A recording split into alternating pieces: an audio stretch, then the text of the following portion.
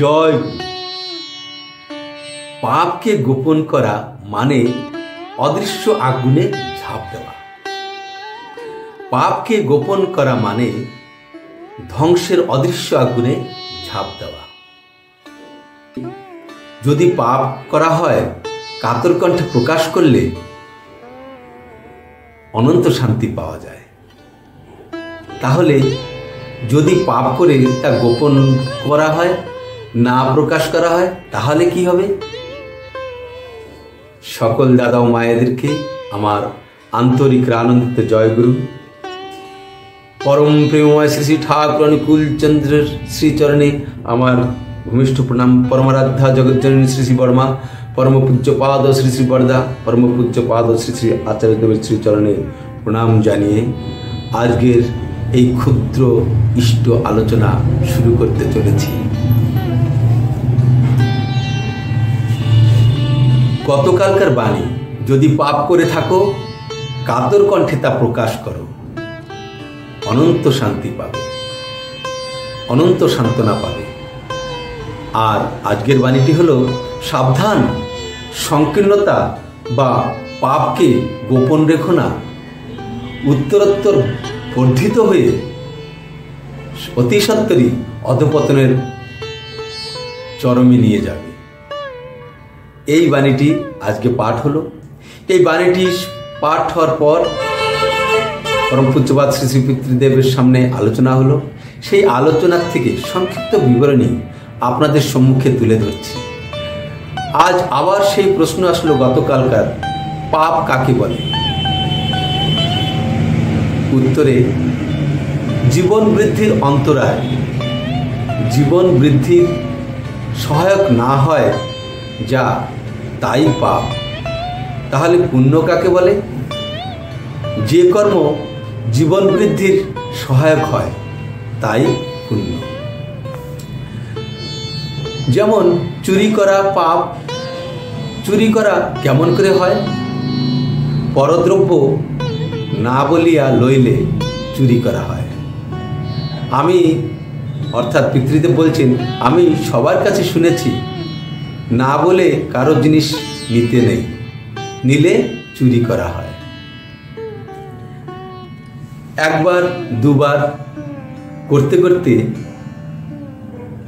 করতে করতে ঠিকই একদিন ধরা পড়ে যায়। ধরা পড়ে যাব, তাই সবাই তখন কি করবে? আমাকে চোর বলবে। এর ফলে কেউ আমাকে ভালোবাসবে না, তখন আমার জীবন বৃদ্ধির অন্তরায় ঘটবে, জীবন বৃদ্ধি ক্ষুণ্ণ হবে। আমি চুরি করলাম, বললাম না, সুযোগ পেয়ে আবার চুরি করলাম, উত্তরোত্তর বেড়ে গেল, আমার বিশ্বাস হারালাম। আমাকে যে লোকে বিশ্বাস করত, চুরি ধরা পড়ার পর সে বিশ্বাসটি হারালাম। একদিন ধরা পড়লাম, তখন আমি বিশ্বাস হারালাম, আমাকে তখন কেউ আর ভালোবাসবে না। ধরা পড়ার পর হয়তো আমার জেল হলো, আবার জেল থেকে একদিন ছাড়াও পেলাম, তখন চোরের সঙ্গে যে ব্যবহার, আমার সঙ্গেও সবাই সেই ব্যবহার করবে। আমরা ঠাকুরের বাণী যে পড়ি, কি জন্য পড়ি? চরিত্রগত করবার জন্য। চরিত্রগত করতেই হবে। তা যদি না করি তাহলে পাপ হবে, জীবন বৃদ্ধির অন্তরায় হবে, ফলে কি হবে? অধঃপতনের চরমে যেতে হবে। আমরা সবাই সৎসঙ্গী। শ্রী শ্রী পিতৃদেব আরও বলছেন, আমরা সবাই সৎসঙ্গী। ঠাকুর আমাদের আদর্শ, যে জন্য তার বাণী আমাদের, সেই জন্য তার বাণী আমাদের মেনে চলতেই হবে। মেনে চলা অতি প্রয়োজন। আমাদের সবারই ঠাকুরের বাণীগুলো মুখস্থ করতে হবে। শুধু মুখস্থ নয়, মুখস্থ রেখে মেনে চলতে হবে। পরম পূজ্যপাদ শ্রী শ্রী পিতৃদেবের কথাগুলি এত গভীরতা এবং এত রহস্যপূর্ণ যে বলা যায় না। প্রত্যেকটি কথা সংক্ষিপ্তভাবে বলেন, আর তার মধ্যে আমরা যদি সেটা বলতে যাই, একটি বাক্য 5টি বাক্য লেগে যায়। তো তবুও সব কিছু বোঝা যায় যদি আমরা একটুখানি মন দিয়ে শুনি। তো যাই হোক, আমি আর সেই কথার মধ্যে যাচ্ছি না, ভাঙাতে যাচ্ছি না। এবার আসি যে আমরা এখান থেকে কি বুঝলাম। এই যে চুরি করার কথা পিতৃদেব বললেন, এই রকম আমাদের জীবনে অনেক প্রকার কর্ম করি যেগুলি পাপ, এই চুরি করার মতো, নাকি? একটু নিজেদের জীবনে যদি পিছিয়ে দেখা যায়, ঘেটে দেখা যায়, তাহলে আমরা হয়তো এমনও আছি যে প্রত্যেক দিনই এরকম ধরনের পাপ করছি আমরা। আর এইগুলি প্রত্যেক দিন কেন করছি? কেননা একবার দুবার করতে করতে ওটা উত্তরোত্তর বৃদ্ধি পেয়ে গেছে এবং এই কর্ম আমরা সেখানে ফুল স্টপ লাগাতে পারছি না, বিরতি আনতে পারছি না, যার জন্য বেড়েই যাচ্ছে এবং আমরা অধঃপতনের চরমের পথে এগিয়ে যাচ্ছি। তাই কথায় বলে না, লোভে পাপ, পাপে মৃত্যু। তাহলে পাপকে গোপন করা মানে ধ্বংসের অদৃশ্য আগুনে ঝাঁপ দেওয়া। এর অনেক উদাহরণ আমরা ইতিহাস পুরাণে দেখতে পাই। যেমন রাবণ অহংকার ও লালসা গোপন করে, যার ফলে সীতামাকে চুরি করে নিয়ে যায়, তার সেই পাপটিকে আড়াল করে রাখে। অহংকারকে জীবনে কোনোদিন স্বীকার করেনি, যার ফলে কি হলো? লঙ্কা রাক্ষস বংশ ধ্বংস হলো, পতন হলো লঙ্কার। আমরা এসব কথা তো সবাই জানি। তারপরে একথাও আমরা জানি, দুর্যোধনের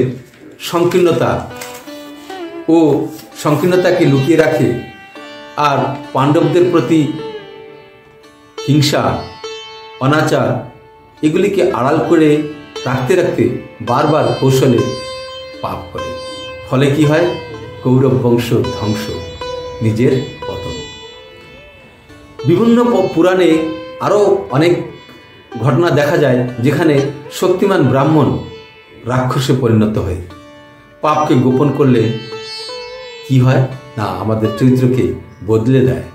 শাস্ত্রে আছে, গোপন পাপ রক্তে বিষের মতো মিশে স্বভাবকে রাক্ষসের ন্যায় পরিণত করে দেয়। রাজা আলাউদ্দিন খলজি বিশ্বাসঘাতকতা ও নিষ্ঠুরতা গোপন করে, যার ফলে পরম্পরাগতভাবে পাপ ও ক্রূরতা লুকিয়ে রাখতে রাখতে নিরন্তর যুদ্ধ, বিদ্রোহ ও পরিবারের পতন ঘটে। আদম ও হাওয়া আব্রাহাম ঐতিহ্যের অনুসারে তারা ঈশ্বরের আদেশ ভঙ্গ করে লুকাতে চায়। পাপ লুকানোর জন্যই স্বর্গ থেকে পতন হয়ে এই মর্তলোকে আগমন করে, জন্ম নেয়। এমনিভাবে কত শত উদাহরণ আছে। সার কথা আছে, গোপন পাপ চরিত্র দূষিত করে, বিবেককে মেরে দেয়, সংকীর্ণতা ও অহংকারকে বাড়িয়ে তোলে, অপকর্ম ও নিষ্ঠুরতার রূপ নেয়। এর ফলে কি হয়? পরিণতি কি? পতন। যেখানে পাপকে স্বীকার করা হয় সেখানেই মুক্তির পথ শুরু হয়, যেখানে পাপকে আড়াল করে রাখা হয় সেখানেই পতনের পথ বিকশিত হয়। তাই পরমপিতার সাবধান বাণী, এটা আমাদের মনে রাখতে হবে। সাবধান, সংকীর্ণতা বা পাপকে গোপন রেখো না, উত্তরোত্তর বর্ধিত হয়ে অতিসত্বর অধঃপতনের চরমে নিয়ে যাবে। ঠিক আছে, আজকের জন্য জয় বন্দে পুরুষোত্তম।